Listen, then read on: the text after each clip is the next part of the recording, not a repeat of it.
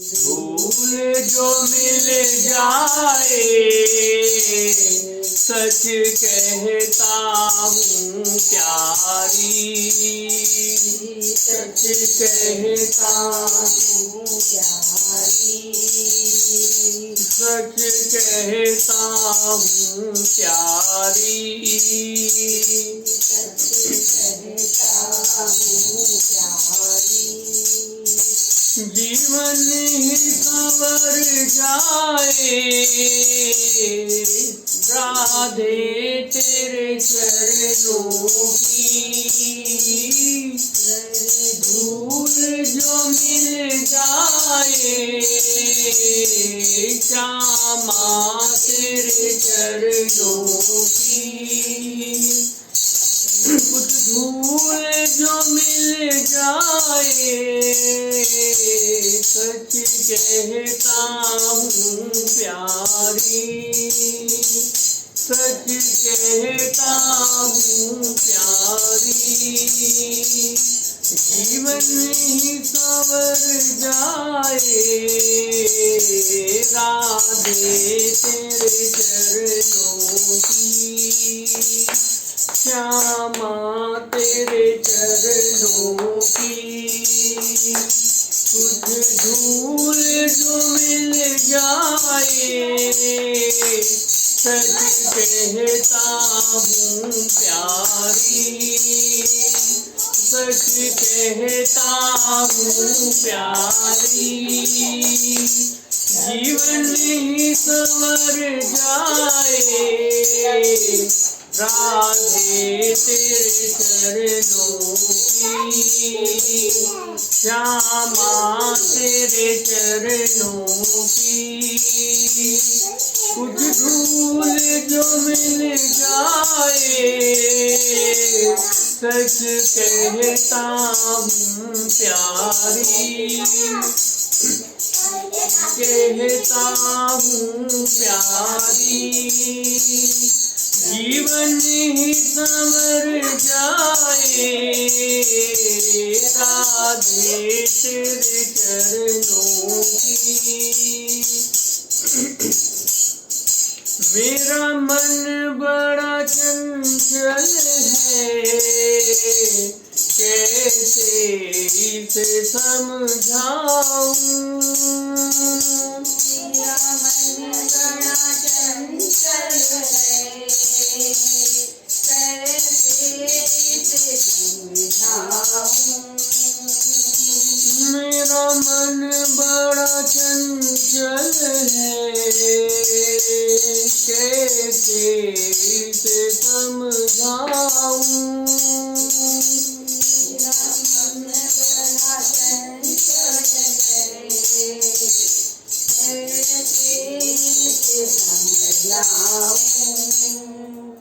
इसे जितना इसे समझाऊं उतना ही मचल जाए, जितना इसे समझाऊं उतना ही मचल जाए। राधे तेरे चरणों की, कुछ धूल जो मिल जाए राधे तेरे चरणों की, कुछ धूल जो मिल जाए श्यामा तेरे चरणों की, कुछ धूल जो मिल जाए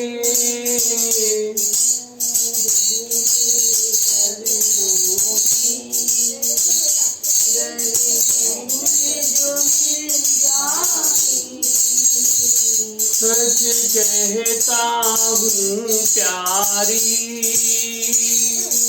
सच कहता हूँ प्यारी।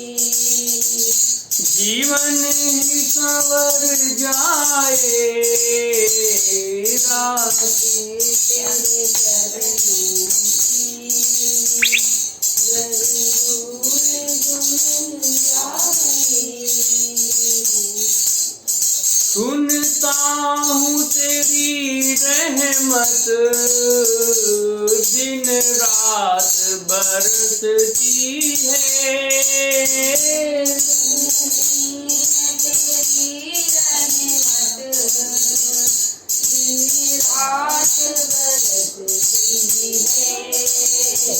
सुनता हूँ तेरी रहमत दिन रात बरसती है।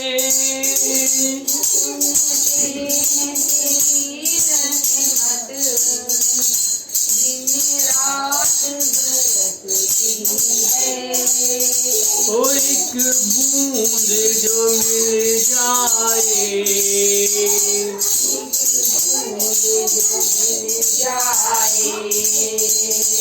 मन की कली खिल जाए, कली खिल जाए। राधे तेरे चरणों की, तेरे चरणों की कुछ धूल जो मिल जाए। सच कहता हूँ प्यारी, सच कहता हूँ प्यारी। जीवन ही संवर जाए, राधे तेरे चरणों की, श्यामा तेरे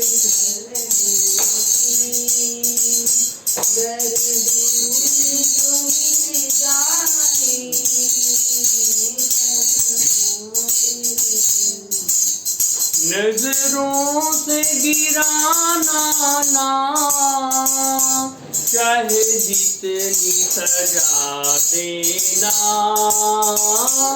नजरों से गिराना ना, चाहे जितनी सजा देना। नजरों से गिराना ना, चाहे जितनी सजा देना। नजरों से गिराना ना, चाहे जितनी सजा देना। ओ एक बार जो गिर जाए,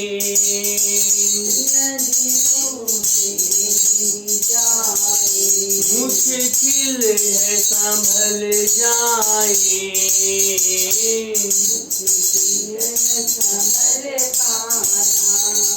राधे तेरे चरणों की, श्यामा तेरे चरणों की कुछ धूल जो मिल जाए। सच कहता हूँ प्यारी, सच कहता हूँ प्यारी। जीवन ही संवर जाए,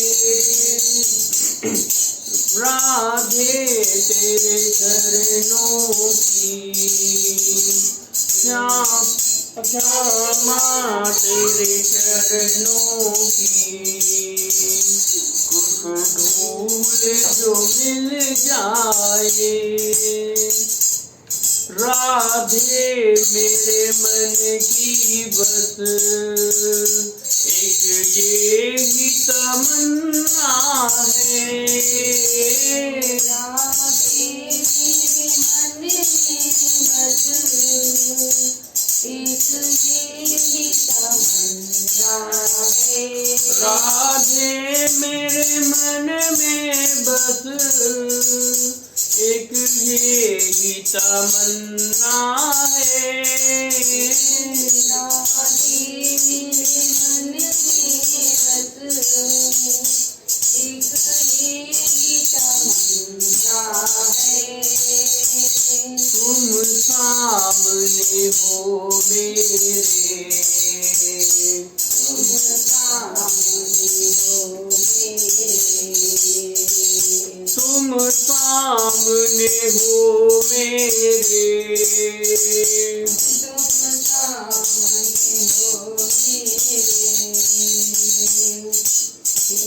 श्रम ही निकल जाए, क्षमा तेरे चरणों की, राधे तेरे चरणों की, कुछ भूल जो मिल जाए, सच कहता हूँ प्यारी, सच कहता हूँ प्यारी, जीवन ही सवर जाए, राधे तेरे चरणों की, श्यामा तेरे चरणों की, राधे तेरे चरणों की, श्यामा तेरे चरणों की,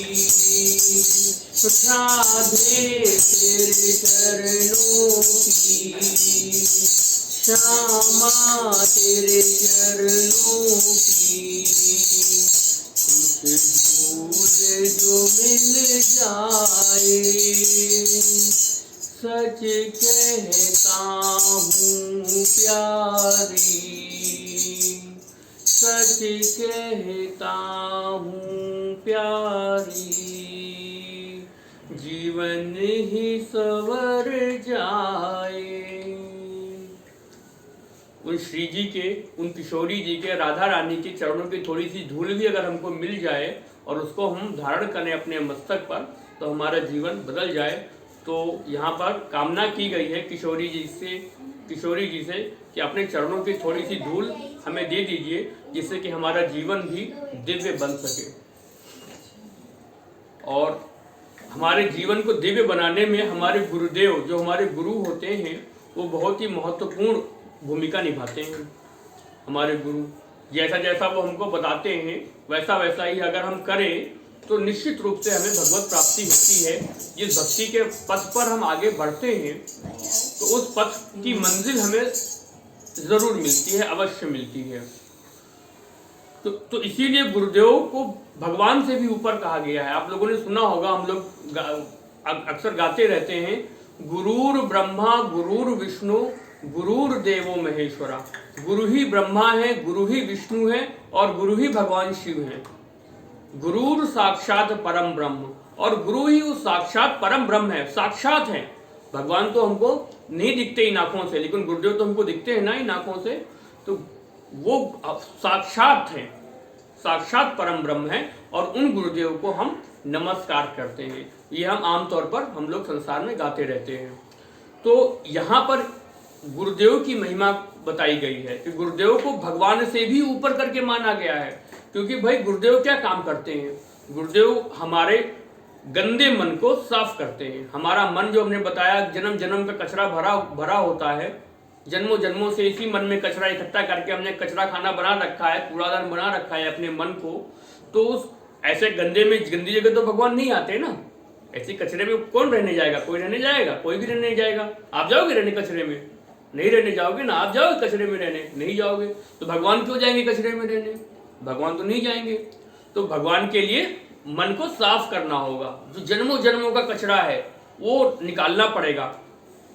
न जाने क्या क्या हमने चीजें इसमें इकट्ठा कर रखी हैं अपने मन में, तो जन्मों जन्मों की, आज की नहीं, इस जन्म की भी हैं, और न जाने इसके पहले के लाखों करोड़ों जन्मों की हमने इसमें क्या क्या चीजें, कौन कौन से दोष, कौन कौन से चीजें इकट्ठा कर रखी हैं।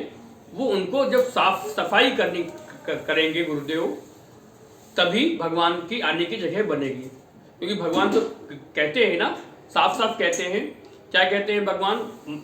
मानस जी में क्या कह रहे हैं कि निर्मल मन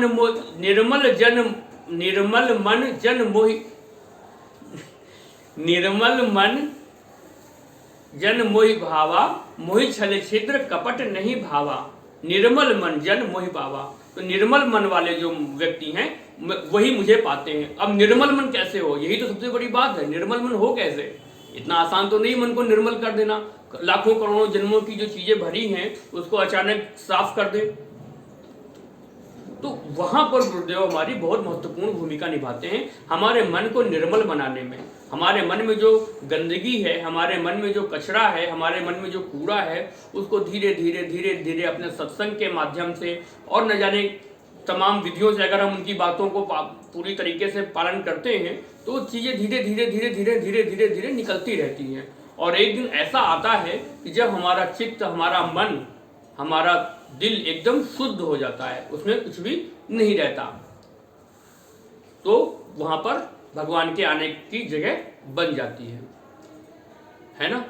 जैसे गुरुदेव क्या करते हैं, जैसे एक मूर्तिकार होता है ना, जो मूर्तियां बनाता है, तो मूर्ति कैसे बनाता है, कैसे बनाता है मूर्ति? पत्थर की मूर्ति अगर उसको बनानी है तो वो पत्थर की मूर्ति कैसे बनाएगा, कैसे बनाएगा? ओम बताइए। एक मूर्तिकार है, उसको पत्थर की मूर्ति बनानी है, तो उसके पास बहुत बड़ा सा पत्थर ले आया, तो वो मूर्ति को कैसे बनाएगा, कैसे बनाएगा? विराज आप बताइए, कैसे बनाएगा? कील से ठोकेगा उसको, ठोकेगा, तो ठोकेगा तो कष्ट तो बड़ा होगा। ऐसे ही गुरुदेव हमको भी ठोकते हैं ठीक करने के लिए, ठोक के हमको सीधा करेंगे, मतलब कड़ाई करेंगे, हमारे साथ कड़ाई करेंगे। और जितनी कड़ाई करेंगे, अब मान लो कि बहुत सुंदर मूर्ति बनानी है, तो जितना उसमें प्रहार किए जाएंगे, जितना, अब ज्यादा अच्छी मूर्ति बनानी है तो बहुत बारीकी होनी चाहिए ना, उतनी ही हमको और ठोका जाएगा उसको। जितनी अच्छी मूर्ति बनानी है उतनी ही बार उसको ठोकना है। अच्छा, मूर्ति बनती कैसे है? एक तो हम कहते हैं कि चलो मूर्ति बना रहे हैं, तो मूर्ति तो बना नहीं रहे, क्योंकि हमारे पास तो पत्थर मूर्ति जो थी वो तो पहले से ही थी ना, उसमें से हमने जो एक्स्ट्रा था वो निकाल दिया, एक्स्ट्रा चीजें जो थी वो हमने निकाल दी, तो मूर्ति अपने आप बन गई।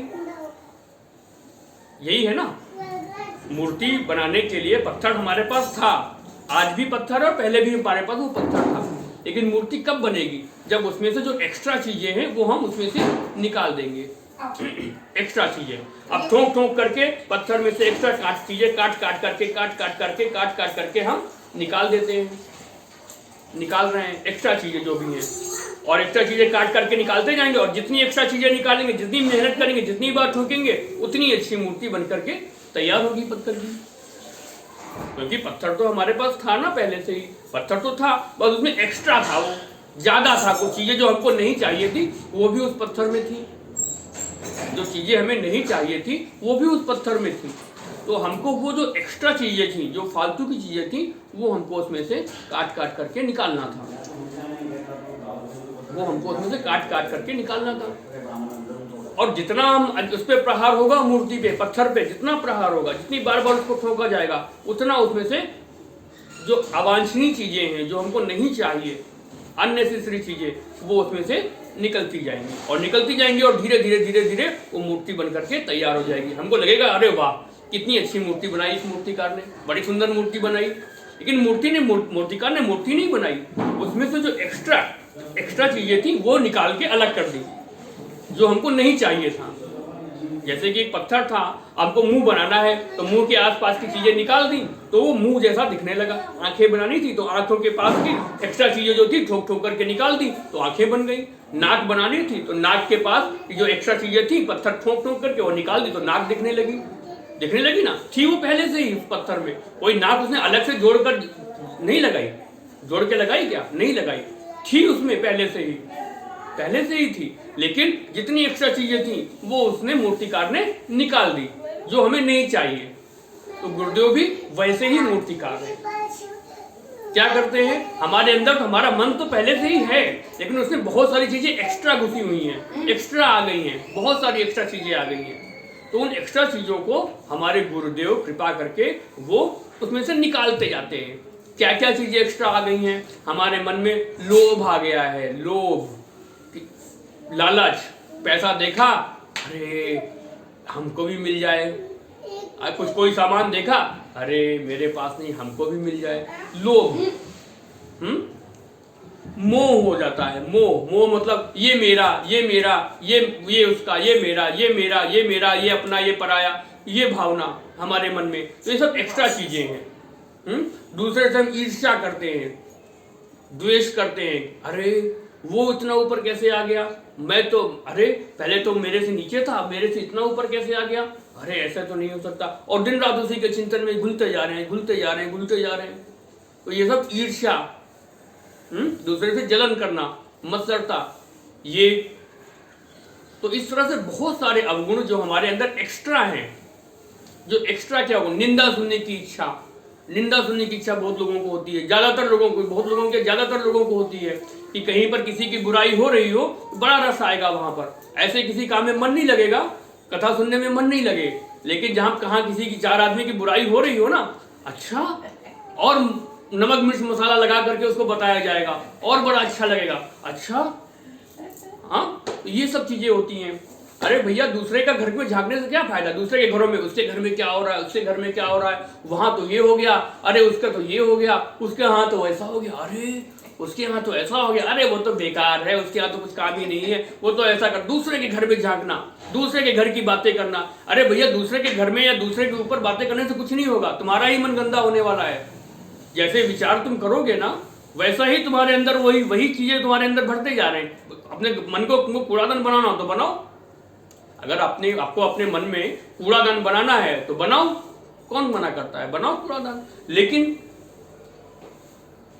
अगर कूड़ादान नहीं बनाना है तो हमें जहां पर एक निंदा हो, दूसरे की बुराई हो, तो हमको भैया वहां सुनना ही नहीं, भैया मना कर दो। अच्छी बातें करना हो तो करो मुझसे, इस तरह की बातें मुझसे करना नहीं, वो आदमी वैसा है तो वो आदमी वैसा है, तो आदमी ऐसा करता है, वो आदमी ऐसा करता है, ये सब चीजें सुननी ही नहीं है। सुनने से ही देखो हमारे अंदर क्या है, जो गलत चीजें आती कहां से अंदर आती हैं, जो हम गंदा देखते हैं, गलत चीजें देखते हैं, वो हमारे अंदर आती हैं।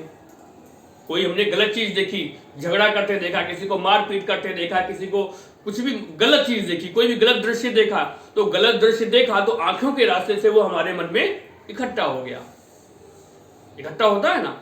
दूसरा, कानों के रास्ते से आती है बुराइयां हमारे अंदर, कान, आप दूसरे की पर निंदा सुन रहे हैं, बुराई सुन रहे हैं, चुगली सुन रहे हैं। अब आज लोगों को बड़ा शौक चुगली करने का, बड़ा निंदा सुनने का शौक है, तो होता है, बहुत होता है। कहीं कुछ ऐसा मन नहीं लगेगा, कथा कीर्तन भजन में मन नहीं लगे, कथा में मन नहीं लगे, लेकिन जब किसी की बुराई हो रही हो तो बड़ा रस आएगा और बड़े मजे नहीं लेकर के बातें होंगी, सब समय जाएगा पता नहीं चलेगा। कथा में तो घड़ी देखी जाएगी, अरे अभी तो 15 मिनट हुए हैं, अरे अभी तो 1 घंटा बाकी है, बहुत टाइम लग रहा है। और चुगली करने में, निंदा करने में, दूसरे की बुराई करने में न जाने 2-3 घंटे 4 घंटे कब खत्म हो जाएंगे पता नहीं चलेगा। चलता है पता नहीं, पता चलता। तो ये सब चीजों से हमें बचना चाहिए, ये सब हमारे अंदर दुर्गुण होते हैं। और हमने बताया कि आंखों के रास्ते से बुराई अंदर जा रही है, एक कानों के रास्ते से बुराई अंदर जा रही है ना। 2 ही चीजें मुख्य रूप से हमारे अंदर है जो कि जहां से बुराई अंदर आ सकती है। तो हम 2 चीजों की अगर हम शपथ ले लें कि आज से हम कुछ बुरा नहीं देखेंगे और कुछ बुरा सुनेंगे नहीं, तो कम से कम गंदगी अंदर आना तो बंद होगी। गंदगी आती कहां से भाई, हमारा मन तो भगवान ने कोरा दिया था ना, बहुत जन्म पहले, करोड़ों जन्म पहले कोरा मन था, इसमें कुछ नहीं था। फिर आया कहां से इसमें कचरा, कचरा इकट्ठा कहां से हुआ, कहां से इकट्ठा हुआ, सुनने के माध्यम से इकट्ठा हुआ, देखने के माध्यम से इकट्ठा हुआ। मुख्य 2 ही तरीके हैं कचरा जमा करने के अपने मन में। तो अगर हम अपना दृश्य दर्शन सुधार लें और हम अपना श्रवण सुनना अच्छा ही सुने और अच्छा ही देखें, ये चीजें अगर हम अपनी कर लें तो हमारे अंदर कचरा कम से कम आना बंद हो जाएगा। तो ये बहुत ध्यान रखना है। तो गुरुदेव ऐसे ही बहुत सारे हमारे अंदर दुर्गुण होते हैं, बहुत सारी चीजें होती हैं। अहंकार बहुत बड़ा दुर्गुण है, अहंकार। अब अहंकार तो अगर देखा जाए तो मूलतः हमारे शरीर का ही एक तत्व है, हमारा शरीर भी अहंकार तत्व से मिलकर के बना है। तो अहंकार एक नेचुरल चीज है, लेकिन अहंकार से हमें बचना चाहिए। जब तक अहंकार है तब तक भगवान नहीं। अहंकार अगर है मन में कि अरे किसी चीज का अहंकार है कि मैं तो बड़ी ऊंची जाति का हूं, वो तो नीची जाति का है, मैं तो ऊंची जाति का हूं, मैं तो ब्राह्मण हूं, मैं तो क्षत्रिय हूं, और अरे वो तो दलित, ये मन में भाव है, तो ये अहंकार है। जब तक इस तरह की भावना है, किसी का पद का अभिमान, अरे मैं तो बहुत बड़ा इंजीनियर, अरे मैं तो बड़ा डॉक्टर, अरे मैं तो प्रधानमंत्री, अरे मैं तो मिनिस्टर, पद का अभिमान है। बहुत पैसे का अभिमान, धन का अभिमान, थोड़ा सा भी पैसा आया तो पैर जमीन पर नहीं पड़ते, तो वो अभिमान, पैसे का अभिमान, धन का अभिमान। किसी को ज्ञान का अभिमान कि भाई बहुत मुझे आता है, मुझे बड़ा आता है, मुझे सब कुछ आता है। बहुत लोगों को आजकल देखो थोड़ा बहुत भी सीख लिया तो बहुत कुछ आता है, मुझे सब कुछ आता है। अरे वो मुझे क्या बताएगा, वो मुझसे खुद ही सीख ले। वो मुझे क्या बताएगा, वो मुझसे खुद ही सीख ले, वो मुझे बताएगा। तो ज्ञान का अहंकार, पढ़ाई लिखाई का अहंकार, अपने रूप सौंदर्य का अहंकार, मैं बड़ा सुंदर हूं, मुझसे सुंदर कौन, मैं बड़ा सुंदर, मुझसे सुंदर कौन। तो रूप का अहंकार। तो जब तक ये अहंकार हमारे अंदर है, और अहंकार नहीं है, अगर किसी के अंदर कोई सोच रहा है कि मेरे अंदर अहंकार नहीं, तो ये भी उसका अहंकार है। अहंकार नहीं होना भी अहंकार है।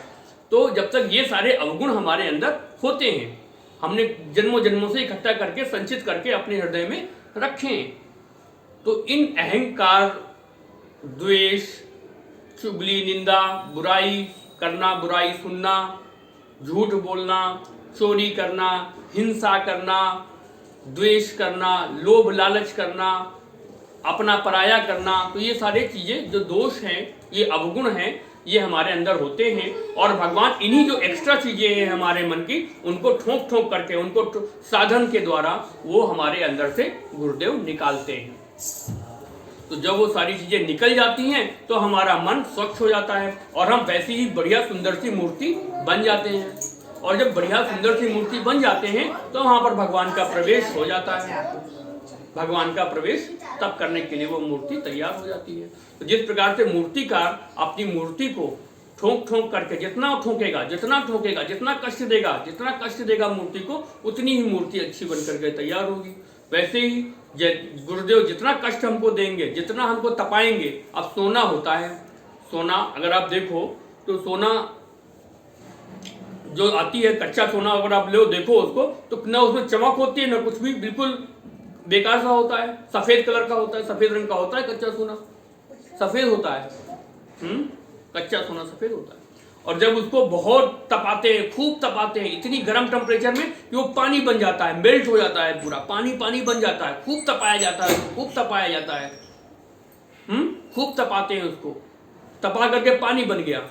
अब पानी बन गया, और पानी बनने के बाद फिर उसमें सुहागा मिलाते हैं, सुहागा मिलाते हैं। जब सुहागा मिलाते हैं उसमें, तो वो चमक करके पीला कलर आ जाता है उसका सोने का, और चमकने लगता है, दमकने लगता है वो सोना। और जिस उसमें हम उसको सांचे में रख देते हैं, कोई आभूषण बनाना है, कोई ज्वेलरी बनानी है, तो जिस सांचे में हमने उसको रखा वो उसी का आकार ग्रहण कर लेता है। तो कितनी कष्ट सोने को सहना पड़ता है एक अच्छा आभूषण बनने के लिए, कितना कष्ट सहना पड़ता है, कितना तपाया जाता है उसको, कितना कष्ट उसको उठाना पड़ता है ना कष्ट सोने को, तब तो जाकर के वो इतना चमकता है। तो उस चमकने के लिए कष्ट उठाना पड़ता है। तो वैसे ही मूर्ति को जितना कष्ट उठाना पड़ेगा, जितना अच्छा बनना है उतना ज्यादा कष्ट उठाना पड़ेगा। अब जितना बारीक काम होगा, जितनी आंखें और सुंदर बनानी है, नाक और सुंदर बनानी है, होंठ और सुंदर बनाने हैं, जितना सुंदर बनाना है उतना उसको और ठोकना होगा, उतनी और बारीकी से ठोकना होगा, बार बार ठोकना होगा, तो मूर्ति सुंदर बनेगी। जितना सुंदर बनाना है उतनी परिश्रम, उतना कष्ट सहना होगा। तो गुरुदेव यही करते हैं, वो एक मूर्तिकार के जैसे हैं, जो हमें हमारे अंदर से जो फालतू की चीजें हैं, एक्स्ट्रा चीजें हैं, जो एक्स्ट्रा पत्थर जैसे मूर्ति में मूर्तिकार निकालता है, वैसे ही गुरुदेव हमारे अंदर से जो एक्स्ट्रा अवगुण होते हैं वो निकाल देते हैं। तो बचता क्या है, हमारा निर्मल मन। जो अंदर मल था, गंदगी थी, अवगुण रूपी गंदगी थी, एक्स्ट्रा थी, वो हमारे काम की नहीं, तो उसको वो ठोक ठोक करके, छेनी मार मार करके उसको निकाल देते हैं। तो इसलिए गुरुदेव की इतनी महिमा गाई गई है। तो आज हम लोग श्रवण करेंगे भक्त शिरोमणि श्री नरसिंह मेहता जी का चरित्र, प्रथम भाग। क्योंकि चरित्र लंबा है इसलिए हम थोड़ा थोड़ा कहेंगे, थोड़ा थोड़ा, एक दो दिन में शायद 2 दिन में इसको हम खत्म करने की कोशिश करेंगे। चरित्र बहुत लंबा है नरसिंह जी का। तो नरसिंह जी के चरणों में प्रणाम करते हुए हम चरित्र को आगे बढ़ाते हैं। तो नरसिंह जी का जन्म गुजरात के जूनागढ़ में हुआ था। जूनागढ़ गुजरात में, सौराष्ट्र क्षेत्र में जूनागढ़। तो नरसिंह जी, अब जैसे हमने बताया था पिछली कथाओं में भी, पिछले चर्चाओं में भी, कि बहुत सारे लोगों में भक्ति के कीटाणु बचपन से ही होते हैं, जन्म लेते ही भक्ति के कीटाणु होते हैं। वैसा ही कुछ नरसिंह जी के केस में भी था। नरसिंह जी जन्म लेते ही भजन की ओर उनका भजनाभिमुख थे, भजन की ओर उनका मन लगता था, भगवान की भक्ति के ऊपर मन लगता था, भगवान के ऊपर मन लगता था। और जैसे ही वो 4-5 साल के हुए नरसिंह जी, तो वैसे ही उनके माता पिता का देहांत हो गया। माता पिता नहीं रहे नरसिंह जी के। 5 साल की अवस्था में ही नरसिंह जी के माता पिता नहीं रहे। आप सोचिए, आप एक भक्त को कितना कष्ट उठाना पड़ता है। और एक्चुअली भक्तों को कष्ट नहीं उठाना पड़ता है, ये हमको शिक्षा दी जा रही है यहाँ पे, कि अगर हम भक्ति के रास्ते पे आगे बढ़ते हैं, भगवान से मिलने के लिए रास्ते पे आगे बढ़ते हैं, तो इतने कष्ट उनको उठाने पड़ेंगे जितने इन महापुरुषों को उठाने पड़े, ऐसे ही कष्ट उठाने पड़ेंगे। लेकिन कष्ट उठा करके, जैसे सोना, कच्चा सोना दमकने लगता है, जैसे मूर्ति, पत्थर की मूर्ति, उसको ठोक ठोक करके जब वो जैसी सुंदर मूर्ति बनती है, वैसे ही कष्ट उठा करके भक्त भी एक बार भक्त शिरोमणि बनता है और अंततः भगवत धाम को जाता है। तो कष्ट भरा जीवन भक्तों का होता है। और ये लोग तो हमको प्रेरणा देने के लिए, ये हमको सिखाने के लिए, हमको शिक्षा देने के लिए इन लोगों का चरित्र इस प्रकार से है। तो जब 5 साल के थे तो इनके माता और पिता दोनों ही नहीं रहे, दोनों का ही शरीर नहीं रहा। अब ये बेचारे छोटे से बच्चे, 5 साल के बच्चे थे और घर पे रहते थे। इनके भाई और भाभी के साथ अपनी रहते थे। इनका एक बड़ा भाई था और उनकी भाभी जी थी, साथ में रहते थे। भाई तो काम में निकल जाते थे, जो भी काम करते होंगे वो काम में निकल जाते थे, और घर में ये भाभी रहती थी। भाभी स्वभाव की अच्छी नहीं थी। भाभी का ये था कि भाई कमाओ, कुछ काम धंधा करो, कुछ करो। घर में पड़े पड़े कि दिन भर माला करने से, दिन भर भगवान का नाम करने से, सत्संग करने से, भजन करने से, भगवान की पूजा करने से काम नहीं चलने वाला है। इस संसार में आपको पुरुषार्थ तो करना पड़ेगा, पुरुषार्थ करना चाहिए। जाओ कुछ कमाओ, जाओ कुछ कमाओ, जाओ कुछ कमाओ। पर नरसिंह जी का स्वभाव था, स्वाभाविक रूप से मन नहीं लगता था, स्वाभाविक रूप से मन नहीं लगता था, क्योंकि पिछले जन्मों की पूंजी लेकर के आए थे वो, पिछले जन्मों के संस्कार थे और हम भक्तों को सिखाने के लिए आए थे। तो उनका मन नहीं लगता था। और एक बार क्या हुआ, एक बार की घटना है कि उनकी भाभी उनको भोजन परोस रही थी। नरसिंह जी की भाभी भोजन परोस रही थी और भोजन परोसते परोसते ठंडी रोटी उनको दे दी। भाभी ऐसे ही मतलब ज्यादातर उनको क्या करती थी कि उनकी तरफ अच्छा व्यवहार नहीं करती थी उनके साथ में, लेकिन नरसिंह जी खुश रहते थे, अपने आप में ही खुश थे। और 5 साल के बच्चे, और उस समय उनकी उम्र करीब 10-12 साल की थी। 10 साल की उम्र, तो 10-12 साल में भी बच्चे कोई बहुत बड़े नहीं हो जाते, तो उनको इतना फर्क नहीं पड़ता था। भाभी जो बासी खाना दे देती थी, खराब खाना दे देती थी, बचा खुचा खाना दे देती थी, कहीं भी सो जाते थे, कहीं भी ध्यान नहीं देती थी बिल्कुल भाभी उनके ऊपर। और एक दिन जब खाना खाने बैठे तो भाभी ने उनको रोटियां दी, और रोटी बासी थी, बासी रोटी, ठंडी एकदम बासी रोटी। नरसिंह जी ने कहा, भाभी आज भूख बहुत लगी है, रोटी मुझे कुछ गरम मिल जाएगी क्या? ये बहुत ठंडी रोटी मुझे नहीं अच्छी लग रही है, क्या गरम रोटी मिल जाएगी क्या? भाभी को तो पारा चढ़ गया। हाँ, तू ही तो कमा के रख गया था यहाँ पर, जो तेरे को गरम गरम रोटी खिलाऊं मैं। हाँ, कितने पैसे कमा के लाया आज तक, बता, कितने पैसे कमा करके लाया है? कितने रुपया कमाया है तुमने? आज तक 1 रुपया भी घर में दिया है कमा करके? नहीं भाभी, नहीं कमाया है। तो फिर क्यों गरम रोटी दूं तेरे को? तू कहाँ का नवाब बन के आया है, तुझको गरम गरम रोटी खाने को चाहिए? कहाँ का नवाब है तू? यही मिलेगी, खाना है खा, नहीं तो जा, भाग गया यहाँ से। बहुत भगवान भगवान दिन भर पता नहीं क्या क्या भगवान भगवान क्या करता है। जा, भगवान के पास ही जा, यहाँ पर रहने की जरूरत नहीं है। काम करना काज का, दुश्मन अनाज का, बस खाने को दे दो। खाता तो इतना सारा है, काम धंधा कुछ करना नहीं, और खाने में तो पेट तो इतना बड़ा कि जितना भी डाल दो कम पड़ जाए। ऐसे ऐसे ताने मारे भाभी। एक दिन तो नरसिंह जी का मन खराब हो गया, अच्छा नहीं लगा उनको नरसिंह जी को ताने सुन सुन करके। उनको तो फर्क नहीं पड़ता था, पर फिर भी सोचा रोज रोज की कलह से उनका मन टूट गया, दिल उदास हो गया। किसके पास जाए, माता पिता थे नहीं, अब कौन सहारा? तो फिर उनको शिव जी की याद आई, भगवान शिव की याद आई और वो अपने घर से निकल पड़े।